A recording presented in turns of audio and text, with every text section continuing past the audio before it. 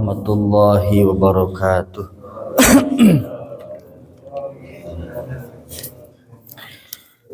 A'udzu billahi minasy syaithanir rajim. Bismillahirrahmanirrahim. Nawaina taqarruban ilaika ya Allah. Ilahi anta maqsudi wa ridhaka matlubi a'tini mahabbataka wa ridhaka ma'ak. برضا الله تعالى إلى حضرة النبي المصطفى سيدنا محمد صلى الله عليه وسلم وعلى آله وأصحابه وأزواجه وذريته وأهل بيته الكرام أجمعين. شهد الله لهم الفاتحة. أعوذ بالله من الشيطان الرجيم. بسم الله الرحمن الرحيم.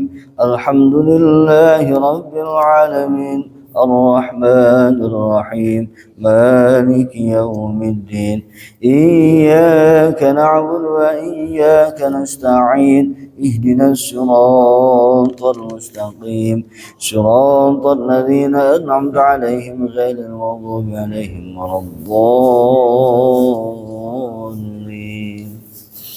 وإلى حضرة جميع أئمة المجتهدين المقلدين في الدين وإلى جميع أولياء والعلماء والشهداء والصالحين وإلى جميع المصنفين المخلصين وإلى جميع العلماء المفسرين والفقهاء والمحدثين وإلى جميع الفنون العلوم إلى حضرة خصوصا الشيخ جلال السيوطي الشيخ جلال المحلي الشيخ أحمد بن منصور إلى حضرة الشيخ محمد نوجه إلى حضرة الشيخ مرر إلى حضرة وإلى حضرة الله جميع وإلى جميع الشيخ مشايخ كي خدم القلوب كي هدي الشفيع الخلق كي هدي قلب إلى حضرته وبس كي هدي خلفنا الله ما طلب وإلى جميع معلم العلماء في هذه الولاية وإلى حضرتي يا الله وإلى حضرتي نفعنا الله بما كرمه. شيء لله لنا ولهم الفاتحة. أعوذ بالله من الشيطان الرجيم. بسم الله الرحمن الرحيم. الحمد لله رب العالمين الرحمن الرحيم مالك يوم الدين إياك نعبد وإياك نستعين اهدنا الصراط المستقيم صراط الذين أنعمت عليهم غير المغضوب عليهم ولا الضالين.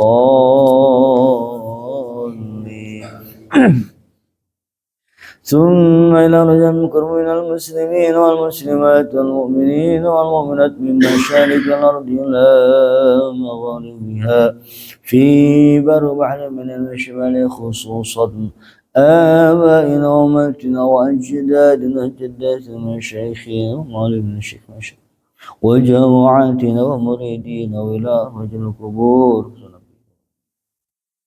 وإلى جميع القبور جماعة مسجد الرحمن ولجميع القبور حاضر في هذا المجلس وجميع القبور الذين أوصلنا بالدعاء ولجميع القبور جماعتي ولجميع القبور المتصدقين والمتصدقات لإقامة دينك يا الله. اللهم اغفر لهم وارحمهم وعافهم وعافهم. اللهم اغفر لهم وارحمهم وعافهم وعافهم. الفاتحة. أعوذ بالله من الشيطان الرجيم.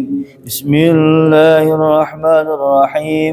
الحمد لله رب العالمين الرحمن الرحيم مالك يوم الدين إياك نعبد وإياك نستعين اهدنا الصراط المستقيم صراط الذين أنعمت عليهم غير المغضوب عليهم ولا الضالين. رب اغفر لنا ولوالدينا. الحمد لله رب العالمين وبه نستعين على أمور الدنيا والدين. الصلاة والسلام على سيد المرسلين حبيبنا وقدوتنا وقرة أعيننا ونبينا محمد صلى الله عليه وسلم wa ala alihi wa ashabihi ajma'ina ila yaumiddin, amma ba'du. A'udzu billahi samii'il 'aliim minasyaitonir rajim. Bismillahirrahmanirrahim. Wa qur rabbi a'udzu bika min hamazatis syayatin wa a'udzu bika rabbi ay yahdurun. Qalu subhanaka la ilma lana illa ma 'allamtana innaka antal alimul hakim. Qala rabbi shrah li sadri wa yassir li amri wahlul 'uqdatam min lisani yafqahu qawli. Rabbana zidna ilma warzuqna fahma bi rahmatika ya arhamar rahimin. Alhamdulillah rabbil alamin. Kehadapan para masyayikh, para ulama, para zu'ama, para tuan-tuan guru, wabil khusus para tokoh, dan tak lupa guru kita Al-Mukarram Ustaz Qadir yang saya hormati, jajaran pengurus Masjid Jami Ar-Rahman, Ketua DKM, beserta seluruh jajaran pengurus yang lainnya, sekretaris, bendahara, dan semuanya, wabil khusus Bapak Agus dan Agus 1, Agus 2, mudah-mudahan selalu ada dalam keadaan sehat walafiat. Para hadirin, para jamaah yang alhamdulillah selalu istiqomah, saya banggakan, dan mudah-mudahan kita semua senantiasa selalu dengan petunjuk dan pertolongan Allah Subhanahu wa taala. Amin ya Allah ya rabbal alamin. Bersyukur kepada Allah kita bisa ibadah. Bersyukur kepada Allah kita bisa melakukan segala macam bentuk aktivitas yang mudah-mudahan aktivitas yang kita lakukan semuanya bernilai ibadah di sisi Allah Subhanahu wa taala. Sayang dan terbuang sia-sia kalau apa yang kita lakukan tidak punya nilai apa-apa di hadapan Allah. Maka penting meniatkan ibadah dalam setiap langkah. Penting meniatkan ibadah dalam setiap harokah. Meniatkan ibadah berarti meniatkan pengabdian diri kita kepada Allah. Apapun yang kita lakukan niatnya ibadah kepada Allah. Agar semua yang kita lakukan itu bernilai kebaikan di sisi Allah Subhanahu wa taala. Pekerjaan duniawi bisa punya nilai ibadah kalau diniatkan karena Allah. Pencarian kita dalam keseharian yaitu mencari nafkah itu bisa bernilai ibadah kalau di hatinya diniatkan ibadah dan niat menjalankan perintah Allah. Tapi hati tidak akan pernah punya nilai ibadah di sisi Allah kalau seandainya ibadah sholat kita lakukan tapi niatnya bukan mengabdikan diri kepada Allah. Sholat bisa tidak punya nilai ibadah kalau niatnya bukan karena Allah. Na'udzubillah. Sholawat beserta salam Allah semoga selalu tercurah limpah keharibaan baginda Rasulullah Muhammad sallallahu alaihi wasallam. Baik para hadirin, para jamaah ta'lim rahimakumullah, masih di surat Al-Ahzab ya, insyaallah ayat 4 sampai dengan ayat 6. Mudah-mudahan keburu sampai syuruk. Kalau enggak ya sekejarnya saja.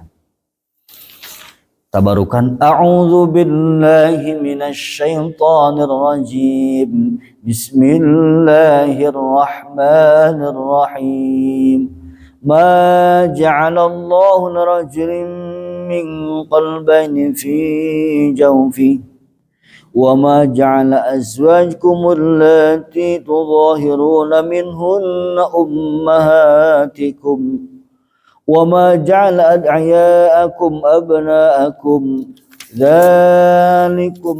ذلكم قولكم بأفواهكم والله يقول الحق وهو يهدي السبيل ادعوهم لآبائهم وأقسط عند الله فإن لم تعلموا آباءهم فإخوانكم في الدين فإخوانكم في الدين ومواليكم وليس عليكم جناح فيما أخطأتم به ما تعمدت قلوبكم وكان الله غفورا رحيما.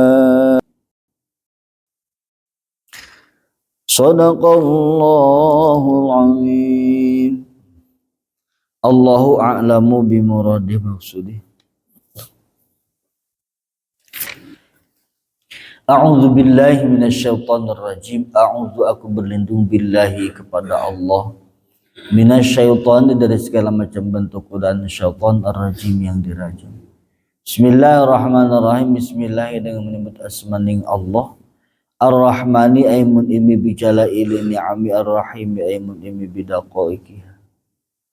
Ma ja'alallahu lirajulin, ma tidaklah.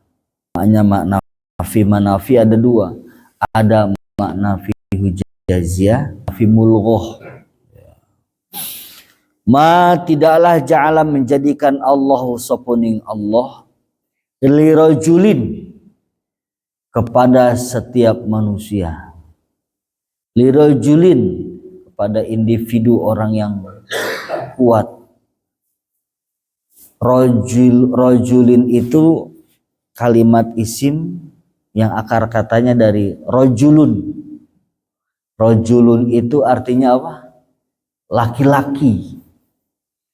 Kalau kaki, bahasa Arabnya apa kaki? Hah? Kaki bahasa Arabnya apa? Sikil. Sing Jawa sikil. Hah? Rijlun. Ya. Rijlun kaki, rajulun laki-laki. Dengan akar kata yang sama, ro, jim, lam. Baik pun rajulun sama-sama ro, jim, lam. Ini kaki dengan laki-laki ada kesamaan, Pak. Antara kaki dengan laki-laki punya kesamaan. Dalam tafsir Isyari dikatakan bahwa kesamaan antara kaki dengan laki-laki adalah sama-sama yang menunjukkan makhluk yang harus mampu kokoh berdiri. Itu laki-laki.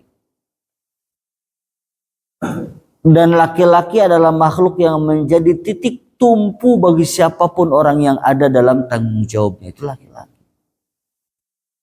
Ya. Satu, yang nomor kedua, ini menggambarkan bahwa laki-laki adalah makhluk yang harus punya kemampuan untuk melangkah dan berani melangkah. Melakukan terobosan, itu laki-laki. Jadi kalau takut melangkah itu bukan laki-laki. Jadi laki-laki harus berani mencoba, harus berani melangkah, harus berani melakukan perubahan. Itu laki-laki namanya. Ya, jadi kalau laki-laki diam, nggak mau melangkah, bukan laki-laki. Tuh, makanya kata Allah, ar-rijalu qawwamuna 'alan nisa. Laki-laki adalah pemimpin yang mampu berdiri di atas kaki perempuan. Gitu. Laki-laki adalah titik tumpu bagi setiap perempuan. Harus mampu memberikan rasa nyaman dan aman kepada perempuan. Karena faddalallah. Karena Allah telah memberikan anugerah, keutamaan, kelebihan dibanding perempuan. Cuma kadang kita dengan rasa takut ini yang kadang jadi rasa takut, keraguan, keyakinan yang belum bisa memampukan diri kita untuk melangkah. Jadi laki-laki adalah makhluk yang harus berani melakukan perubahan. Itu laki-laki yang harus berani melangkah. Ya. Kenapa? Karena dalam tanggung jawab laki-laki itu banyak. Istrinya, saudara perempuannya, ibunya, kan itu. Tanggung jawab laki-laki itu banyak. Maka penamaan laki-laki dengan kaki itu dengan akar kata yang sama. Laki-laki rajulun, kaki rijlun. Artinya laki-laki adalah sosok makhluk yang harus berani melangkah dan harus berani berdiri di atas kaki sendiri. Karena apa? Allah berikan keutamaan, Allah berikan keunggulan. Ya. Kenapa harus begitu di atas perempuan? Karena memang harus memberikan perlindungan kepada perempuan, memberikan nafkah kepada perempuan, gitu kira-kira. Ya, jadi laki-laki jangan takut sama perempuan. Nah ini Pak. Bukan takut, tapi istri yang menakutkan. Nah, itu. Ya, tuh. Makanya harus, apalagi kalau makanya saya tidak pernah berdoa kepada Allah, bahkan pusing Pak. Kalau punya istri pinter nyari duit, pusing Pak. Ya, pusing Pak Ketua DKM kalau punya istri pinter nyari duit, pusing. Kenapa? Ya naruh duit di kitab dia tahu, naruh duit di peci dia tahu, ya. Naruh duit di bawah pakaian dia tahu. Jadi pinter nyari duit namanya itu. Ya. Karena di peci ini duit siapa? Aduh, duit sial itu namanya. Ya. Kenapa sial? Ya mamah nemuin jadi duit sial namanya. Ya sekilas tentang rajulin min qalbaini, dari dua hati, fi jawfihi, dalam satu tenggorokan. Wa ma ja'ala azwajakumul lati tudhahiruna minhunna ummahatikum. Wa ma, dan tidaklah ja'ala, menjadikan Allah, azwajakum, istri-istri kalian, allati tudhahiruna, yang kalian menziharnya, minhunna, dari mereka, ummahatikum, terhadap ibu-ibu kalian. Wama, dan tidaklah ja'ala, menjadikan Allah, ad'aya'akum, jamak dari da'iyun, aiman yuda'a li ghairi abihi ibnan, jadi tabani namanya. Wama, dan tidaklah ja'ala, menjadikan Allah, ad'aya'akum, jamak dari da'iyun, yaitu orang yang memanggil kepada seseorang yang bukan ayah kandungnya anak. Jadi tabani namanya, adopsi. Abna'akum, terhadap anak-anak kalian, dzalikum qaulukum biafwahikum, itu adalah ucapan-ucapan mulut-mulut kalian. Wallahu yaqulul haq, wallahu, dan bahwa Allah yaqulul haq, itu berucap benar. Wa huwa yahdis sabil, wa huwa, dan qaulul haq, yahdis sabil, ataupun wa huwa sabilul haq, wa huwa, dan bahwa Allah yahdi, itu akan menunjukkan as-sabila, kepada jalan kebenaran. Nah, satu ayat dulu ya. Surat Al-Ahzab ayat 4. Ayat ini sebagai penjabaran dari kalimat ayat pertama yang Allah sampaikan, wala tuti'il kafirina wal munafiqin. Janganlah kalian mengikuti pola pikir, mengikuti pendapat, mengikuti ucapan, mengikuti langkah dan gerak yang dilakukan oleh orang-orang kafir dan orang-orang munafik. Salah satu dari sekian banyak langkah yang dilakukan, pemikiran yang ada pada kepala-kepala orang-orang munafik dan orang-orang kafir, pendapat dan seterusnya terkait hidup dan kehidupan.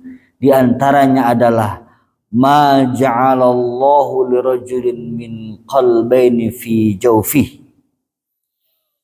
Kata Allah, aku tidak pernah dan tidak akan menjadikan dua hati dalam satu tenggorokan. Tidak akan mungkin satu orang ada dua hati. Yang satu iman, yang satu kafir, itu enggak mungkin. Enggak mungkin seseorang hari ini nyembah Allah, besok nyembah berhala. Enggak mungkin orang hari ini berbuat baik, besok memusuhi Rasulullah SAW. Enggak mungkin. Ini merupakan sebuah penolakan karena asbabun nuzulnya ayat ini turun berkaitan dengan pendapat orang-orang Quraisy, yaitu ada salah seorang dari kelompok mereka yang bernama Abu Ma'mar Jamil bin Ma'mar Al-Fihri atau Al-Fahri. Beliau dia lebih kepada ini ya, terkenal dengan orang yang cerdas, pintar. Jadi Abu Ma'mar Jamil bin Ma'mar Al-Fihri ini terkenal dengan pintar, cerdas, seakan-akan orang ini punya dua hati. Kenapa? Ketika di hadapan Nabi dia berkata, Islam itu pintar ngomongnya, luar biasa. Kemudian ketika di hadapan kami sebagai pembesar-pembesar Quraisy, yaitu orang-orang yang tidak memeluk Islam, begitu pun pintar. Mengenalkan kepada kami Tuhan berhala dan seterusnya. Wah, maka disebutnya Abu Ma'mar Al-Fahri ini merupakan orang yang punya dua hati. Wah. Ketika di hadapan Islam, luar biasa membela Islam. Di hadapan orang-orang kafir dan orang-orang munafik, membelanya luar biasa. Nah, kata Allah, ma ja'alallahu lirajulin min qalbaini fi jawfihi. Sebagai penolakan dari ucapan orang-orang kafir bahwa Abu Ma'mar lebih pintar dibanding Rasulullah SAW. Ya, kenapa? Karena Rasul pintarnya di hadapan orang Islam. Pendapat mereka nih, pendapat orang-orang kafir, ucapan orang-orang kafir. Muhammad kalah pintarnya dengan Abu Ma'mar. Abu Ma'mar pintar. Wah, apa sih public speakingnya menguasai? Nah, ingat Pak, pertemuan bulan kemarin saya katakan Rasulullah SAW adalah Nabiyil Ummi. Seorang nabi, seorang rasul yang tidak bisa baca dan tidak bisa nulis. Abu Ma'mar pintar baca, pintar nulis. Nabi Muhammad SAW nggak pintar baca, nggak bisa nulis. Kalau ada orang yang nggak bisa baca, yang nggak bisa nulis, pintar bicara, yang disampaikannya masuk akal, yang disampaikannya diterima, yang disampaikannya diterima oleh orang-orang yang punya hati lurus, bersih. Kira-kira berpikirnya apa? Apa coba? Wah, ini bukan sembarangan ini. Tahu dari mana Muhammad? Ah, gitu kan? Ini pasti ada yang ngasih tahu, pasti ada yang nuntun. Muhammad gak bisa baca, Muhammad gak bisa nulis. Loh, kok semua yang diucapkannya itu benar? Semua yang diucapkannya mengena, semua yang diucapkannya memang sesuai. Muhammad dari mana? Siapa yang ngasih tahu? Wa ma yantiqu 'anil hawa. Apa? Wa ma yantiqu 'anil hawa in huwa illa wahyun yuha. Min babi itlaqil juz'i iradatil kul, kalau dalam bahasa Majaziyahnya. Tidak hanya yang tikunya sebagai wahyu, tidak hanya yang diucapkannya sebagai wahyu, tapi yang ditetapkannya, yang dilakukannya itu adalah wahyu dari Allah. Tapi kalau Abu Ma'mar Jamil bin Ma'mar Al-Fihri, walaupun pintar ya karena dia bisa nulis, bisa baca, bergelar doktor, kira-kira, ya. Wajar kalau dia pintar ngomong. Kenapa? Hasil baca. Wajar dia pintar ngomong, hasil belajar. Jadi apa yang dia sampaikan merupakan hasil dari belajar dirinya. Berarti kalau begitu ada yang lebih pintar dari dirinya. Siapa? Orang yang mengarang buku yang dibaca olehnya, gitu loh kira-kira. Tapi Rasulullah Muhammad SAW bikin orang takjub.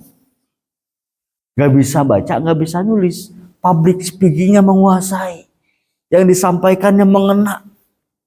Tidak pernah menyudutkan orang lain. Tidak pernah berbau provokatif. Dan masuk di semua kalangan. Beda dengan buku, Pak. Awas nih. Setiap buku yang kita baca, maka buku itu akan menggambarkan pola pikir si pengarangnya. Betul nggak? Benar nggak? Iya.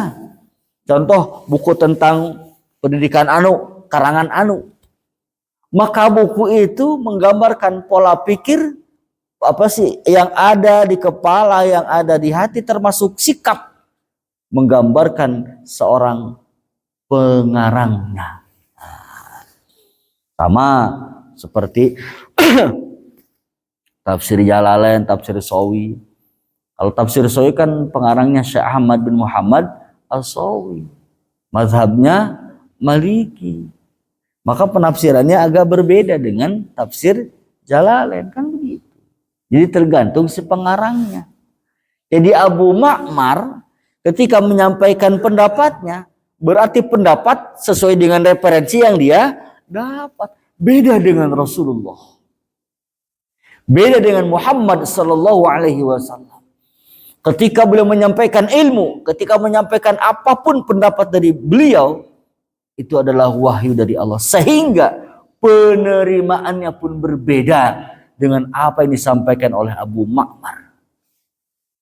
Di Rasulullah, Allah Subhanahu wa taala menolak, ma ja'alallahu lirajulin min qalbi fi jawfi, min qalbaini fi jawfi.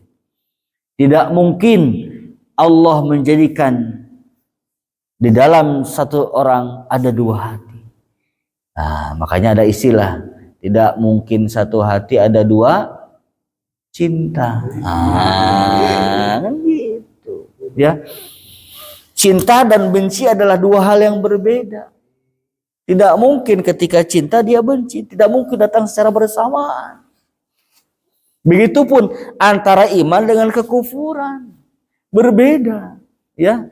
Karena hati itu sempit, hati itu kecil. Kalau yang isinya iman, maka kekafiran akan hilang.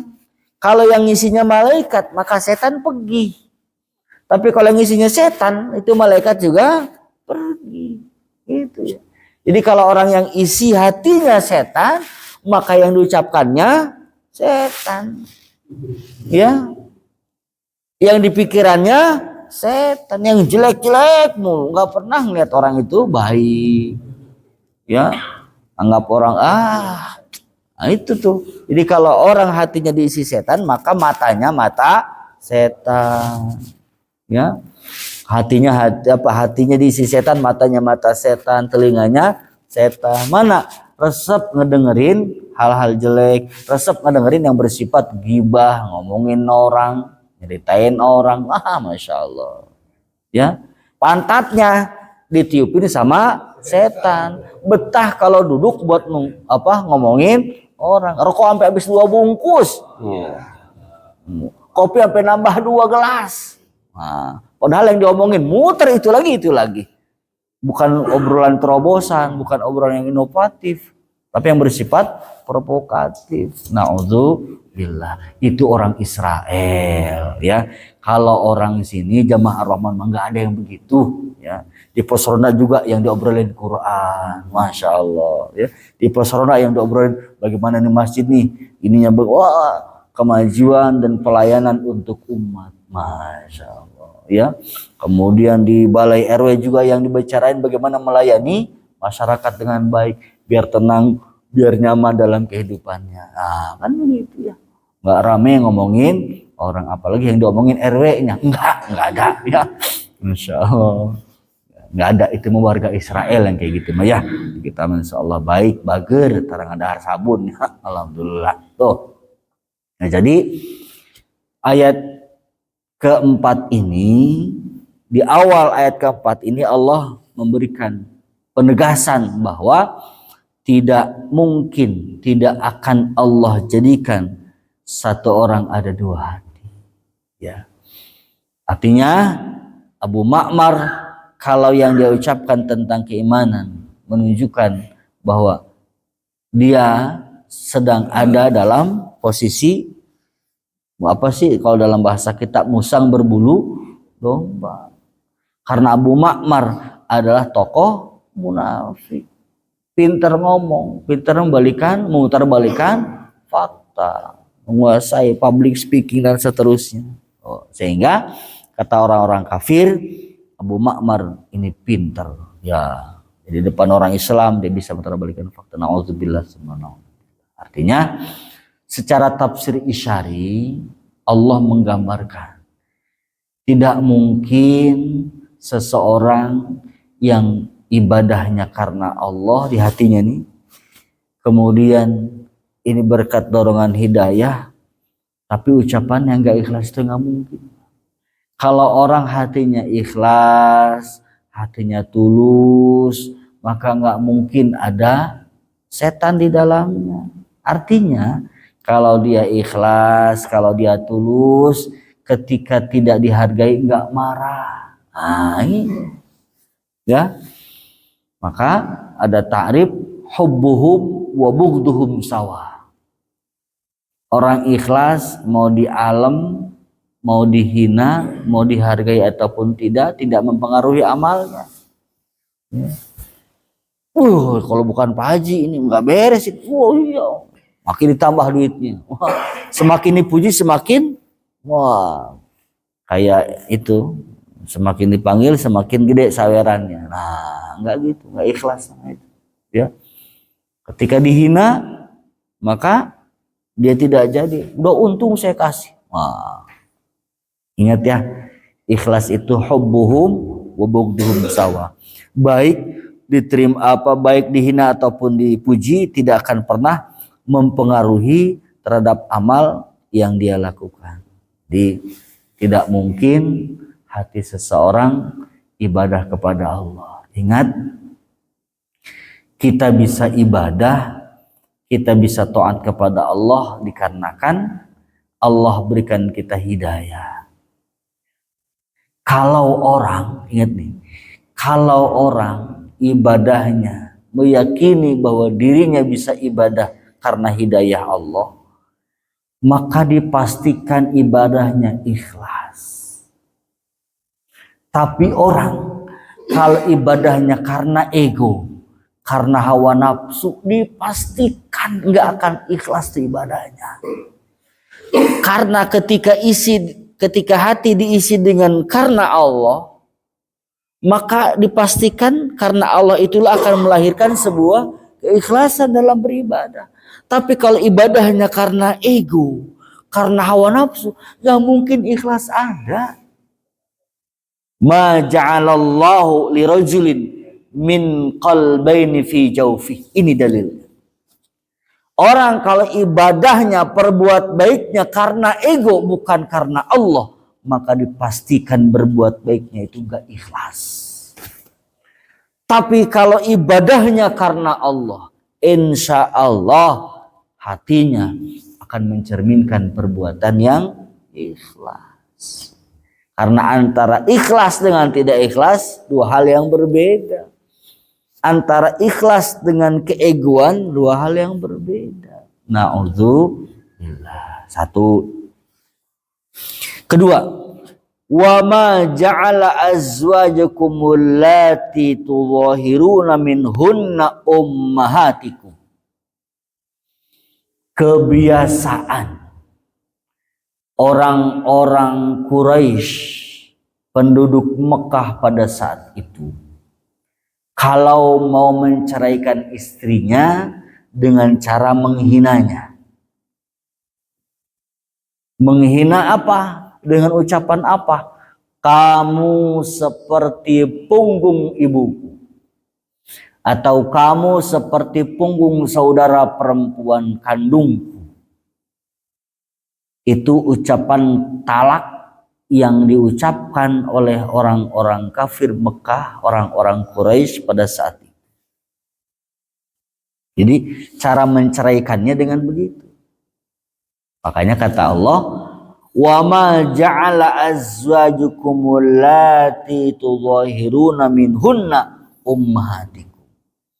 Islam datang untuk merubah kebiasaan yang tidak harus dilakukan. Kebiasaan yang harus tidak dilestarikan. Kebiasaan yang harus dihapus. Mana? menjadikan istri yang sudah dizihar namanya, jadi menghina istri, menganggap istri, menyebutkan istri sebagai ibu, seperti ibu, itu zihar namanya. Kamu kayak ibu aja, ya udah, tapi niat cerai, nah itu namanya zihar itu, menzihar istri, ya. Nah, kebiasaan orang-orang Quraisy kalau hendak menceraikan istrinya, maka dengan menyebutkan punggung ibunya. Kayak ibu kamu nih, udah, nah gitu. Caranya begitu ingin mencerai. Nah kata Allah, wa ma ja'ala azwajukum allati tudhahiruna minhunna. Allah tidak menjadikan istri-istri kalian yang kalian zihar, yang kalian samakan dengan punggung ibu kalian, itu menjadi ibu kalian secara nyata. Artinya sudah tidak boleh lagi dijima, sudah tidak boleh lagi disentuh. Enggak, tetap walaupun kau zihar istri, tetap dia menjadi istri kamu. Ya, tetap menjadi istri. Cuma Islam mensyaratkan harus melakukan apa disebut dengan kafarat zihar dan seterusnya. Nah, kalau orang Quraisy pada saat itu saklek, mudah. Kalau seseorang sudah menzihar istrinya, maka seorang suami tidak lagi ada kesempatan untuk bersama. Tidak lagi ada kesempatan untuk bersatu. Dan tidak lagi tidur bersama. Maka ini bentuk penolakan dari Allah bahwa Islam datang untuk tidak seperti itu. Ya. Walaupun sudah mengatakan hal yang demikian, maka tidak serta-merta bahwa seseorang yang sudah dizihar, perempuan yang sudah dizihar itu otomatis menjadi ibu.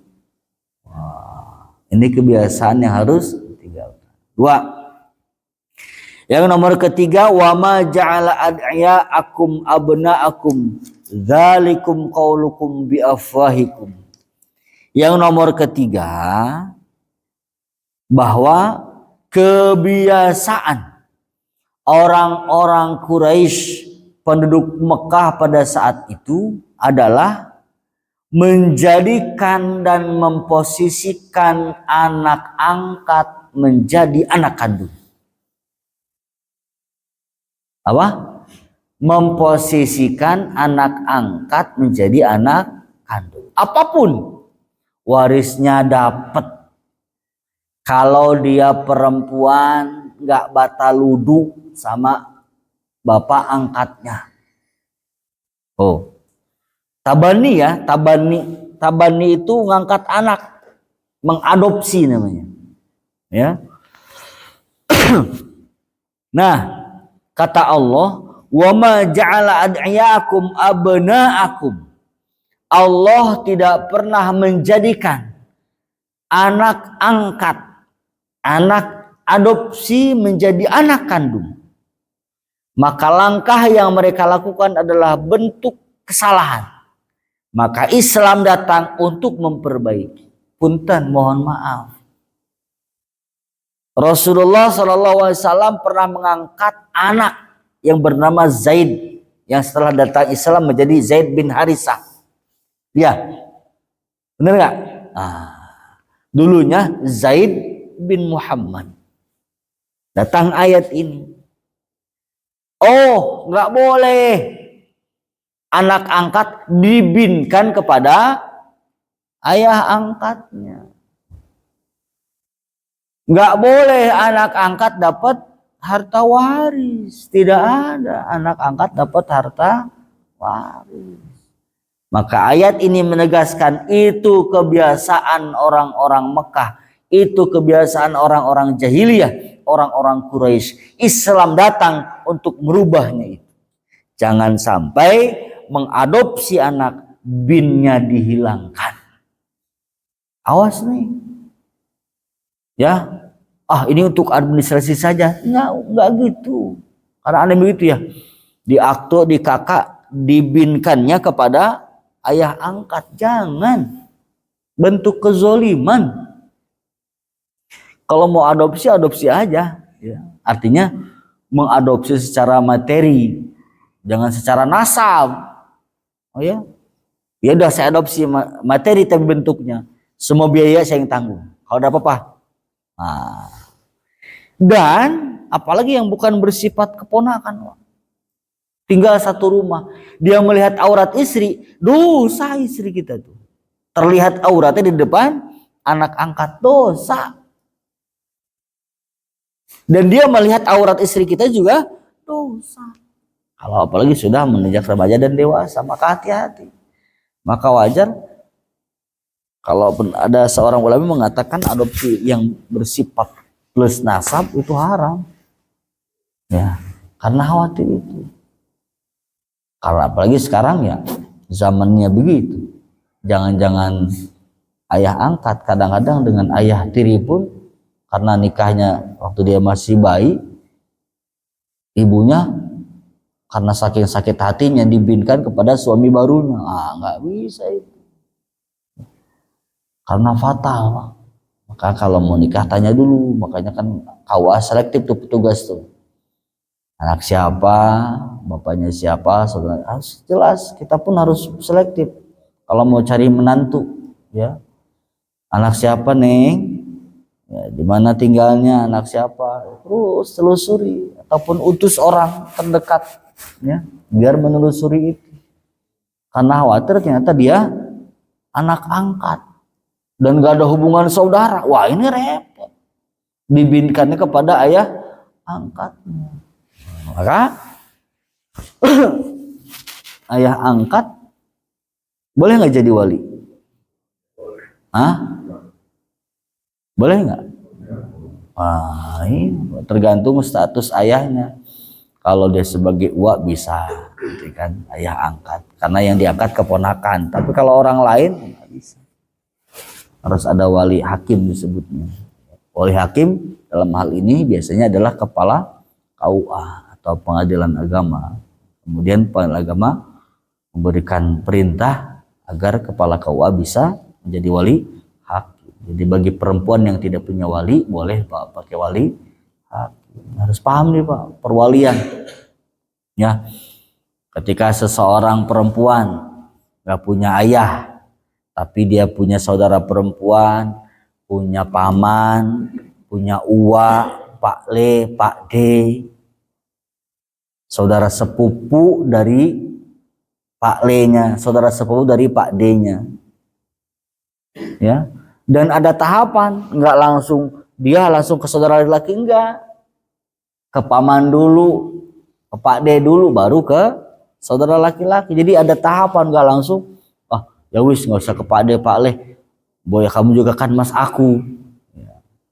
Jadi wali nggak langsung ke situ, ke yang tinggi, lebih tinggi dulu, Pak D, Pak Le, baru saudara kandung yang laki-laki. Nggak ada itu, bisa dengan saudara sepupu, bisa Pak.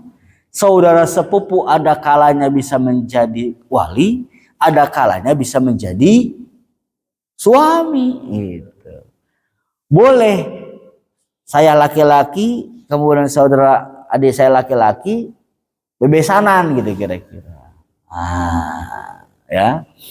Cuma dalam Fathul Mu'in dikatakan dalam i'anah memang boleh, cuma ada apa ya disebutnya kalau dalam bahasa orang kita mah ada pemalinya, ya.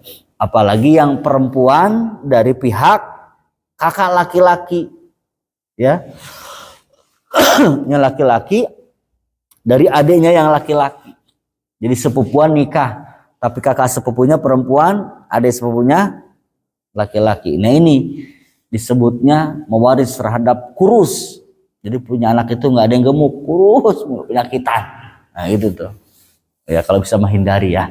Bukan nggak boleh, boleh. Cuma itu tadi mewaris kepada penyakitan kurus. Kecuali yang laki-lakinya dari kakaknya, yang perempuannya dari adiknya, itu beda lagi. Kalau itu boleh, yang nggak boleh itu tuh.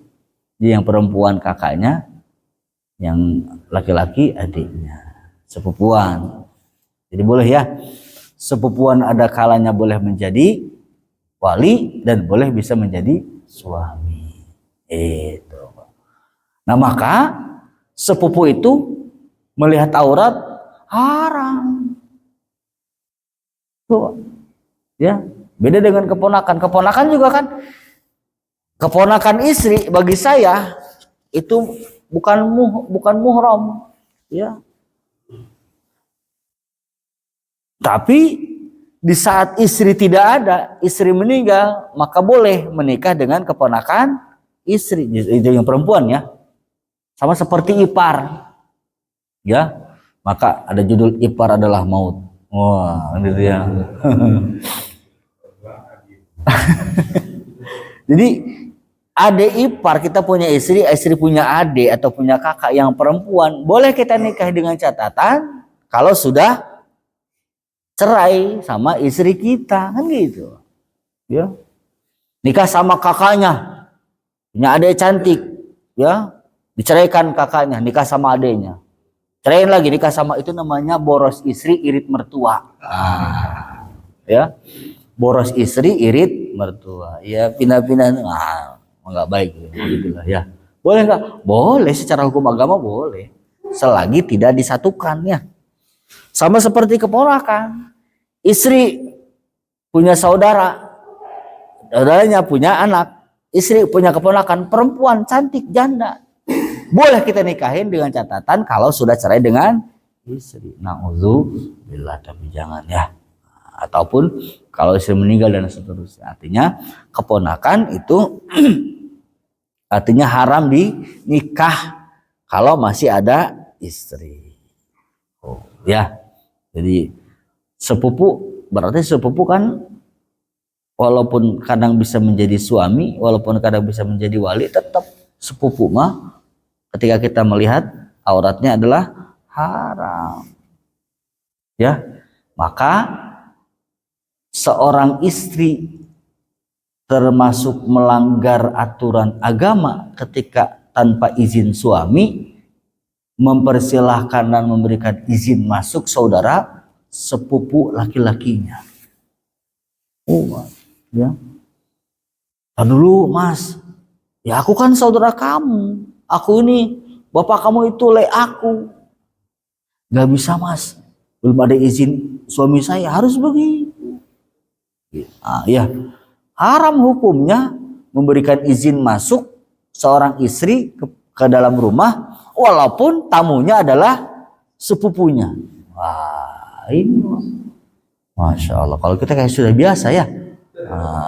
Iya, padahal mah hal-hal kayak gini nih yang harus benar-benar kita perbaiki. Kenapa? Karena aurat, ya, karena aurat, keterbatasan aurat. Masya Allah. Kembali bahwa wa ma ja'ala ad'iyaakum abna'akum. Janganlah kau jadikan anak angkat kamu itu seperti anak kandung dengan menyebutkan bin. Rasulullah Shallallahu Alaihi Wasallam sebelum datang ayat ini, orang-orang Makkah, orang-orang Quraisy mengatakan Zaid bin Muhammad. Nah, setelah ayat ini turun, maka Rasulullah memperbaikinya, Zaid bin Harithah. Karena orang-orang Quraisy kalau sudah mengangkat anak, maka posisinya bukan menjadi anak angkat, tapi anak kandung. Dapat waris. Kalau dia nikah, maka istrinya itu adalah menantu yang tetap walaupun Islam belum turun ketika itu tidak boleh menikahi menantu. Ini zaman jahiliyah, Pak. Zaman jahiliyah aib kalau ada mertua menikahi menantu. Zaid bin Harithah punya istri siapa namanya? Zaid bin Harithah punya istri kemudian cerai. Siapa nama istrinya? Bukan Sofia. Siapa? Maria Al-Qibti.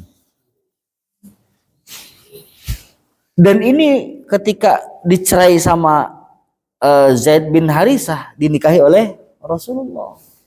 Rame kan, wah Muhammad nikahin mantu. Nah, ayat ini sebagai penjelasan bahwa wa ma ja'ala ad'iyaakum abna'akum. Anak angkat tidak bisa merubah statusnya sebagai anak kandung. Oh, anak angkat gak dapat waris. Anak angkat ketika nikah posisi istri atau suaminya bukan menantu. Arab ketika itu orang-orang Mekah, orang-orang Quraisy, dan ketika Islam belum datang, aib kalau ada orang tua mertua nikahin menantunya walaupun sudah dicerai sama anaknya, karena orang dulu sudah punya prinsip tidak ada bekas yang namanya menantu, nggak ada bekas yang namanya mertua. Tuh Pak, Islam belum datang. Tapi zaman sekarang lebih parah dari jahiliyah. Ya, menurut berita banyak menantu yang menikahi mertuanya atau mertua ada main dengan mantunya. Na'udzubillah. Jadi mertua adalah maut gitu kan, bukannya ipar ini. Masya Allah. Ya, apalagi berita ya mudah-mudahan sih hoax ya, mudah-mudahan berita bohong lah. Ada seseorang yang terus jadi ketika cerai dengan suaminya ternyata akrab dengan mertuanya. Nauzubillah. Yang bikin aneh, kok bisa umroh bareng? Walaupun memang tidak batal ya, sama mertua itu kan nggak batal wudu. Walaupun sudah cerai dengan anaknya, tetap nggak batal wudu. Mau mertua satu, mertua dua, tetap itu nggak batal wudu. Ya, mertua tiga dan seterusnya, banyak amat mertuanya ya. Jangan ganti tapi harus nambah gitu. Kalau ganti kalau bannya sudah tidak bisa dan sudah tidak layak pakai dan membahayakan baru ganti. Tapi kalau bisa ditampal ya, makanya pentingnya punya ban serep gitu kira-kira. Ya. Udah ini nih, tok. Kembali bahwa Rasulullah Shallallahu Alaihi Wasallam dalam ayat ini pernah menjadikan mantan istri dari Zaid bin Harisah itu sebagai istri. Ya. Jadi ayat ini sebagai penolakan menganggap orang-orang Quraisy, orang-orang kafir, orang-orang Makkah pada saat itu kalau sudah diangkat menjadi anak maka totalitas akan menjadi anak kandung, dapat waris dan seterusnya. Islam datang untuk memperbaikinya. Enggak. Jangan posisikan anak angkat tabani ya, anak adopsi menjadi anak kandung, tetap berbeda. Apalagi terkait waris pernikahan dan lain sebagainya. Nah, ini juga sebagai pesan dari pesan untuk kita, hati-hati dalam mengadopsi. Boleh secara materi, tapi yang nggak boleh adopsi nasab. Harus kasih tahu, bapak kamu ini gini-gini, kasih tahu. Walaupun bapaknya adalah adik kandung kita, saudara laki-laki kita, kasih tahu. Ini kadang dirahasiakan. Kasihan nanti dia, sehingga dengan sampai dinikahkan. Ya. Bin Bapak Sarwadi, ya. Udah mah Sarwo Edi bapaknya kan gitu kan, tapi Sarwadi, nah Sarwadi dengan Sarwadi ini adik kakak, ya bukan Sarwadi SBY bukan, nah, gitu. Begitu, ya. Intinya bahwa tiga hal yang menjadi kebiasaan orang-orang kafir yang Islam datang dirubah segalanya. Islam datang untuk memperbaiki hubungan semuanya. Ya, yang pertama tidak mungkin ada seseorang yang hidayahnya ada, kemudian kekafirannya juga ada. Seperti Abu Ma'mar tadi adalah sosok yang memang munafik. Kemudian tidak mungkin Allah menjadikan seorang istri yang sudah dijihar otomatis menjadi ibu. Tidak begitu. Islam itu ada kalanya memang saklek dan profesional beserta proporsional. Dan yang terakhir, tidak mungkin seorang anak angkat menjadi anak kandung secara otomatis. tetap nasabnya tidak boleh dihapus dan haram hukumnya menghapus nasab. Ya, ada yang mau ditanyain? Cukup ya, udah isyak. Allahumma shalli wa sallim ala sayyidina Muhammadin fil awwal wal akhir wa barik wa sallim radhiyallahu ta'ala an sahabati sayyidina rasulillah ajma'in. Amin ya Allah ya rabbal alamin. Rabbi fa'alna bima 'allamtana rabbi 'allimna alladhi yanfa'una. Rabbi faqina faqirana kharabati lana fi dinina tawassal bi ta'ala anta rizquna wa wa shalli wa sallim ala sayyidina Muhammadin walhamdulillahi alamin. Wallahu a'lam bishawab. Wallahu muwaffiq ila aqwamit thoriq. Assalamualaikum warahmatullahi wabarakatuh.